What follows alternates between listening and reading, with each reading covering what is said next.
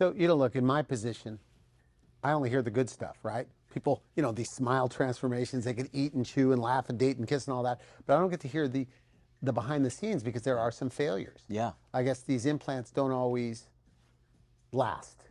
Is that right? So I can tell you that, when I don't really like talk about these things, but I can tell you that when implant dentistry is done well by an experienced doctor, by someone who makes sure that every I is dotted and every T is crossed, we have almost 100% success rate. But like everything, unfortunately, the business of dentistry is being pushed by corporate, and they have dentists that have never done this before. Okay.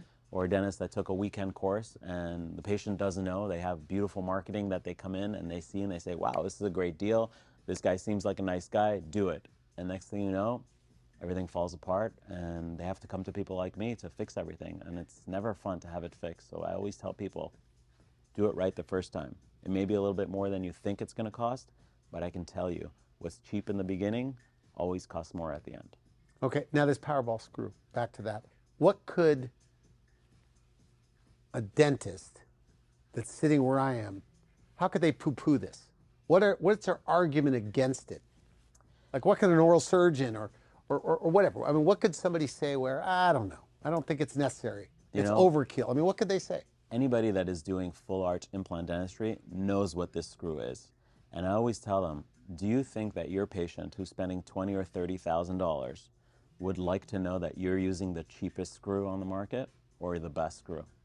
All the work that you've done, all of these teeth that you've created for your patient, do you want it to be anchored by the dollar screw, by the one from the dollar store, or do you want the best screw ever to hold everything in? So how much more is it?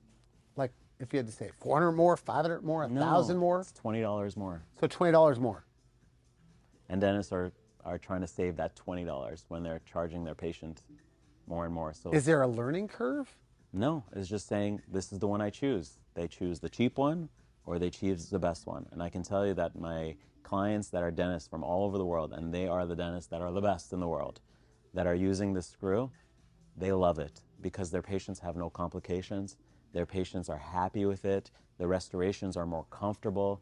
Why wouldn't you use that? To save $20? So what's your struggle?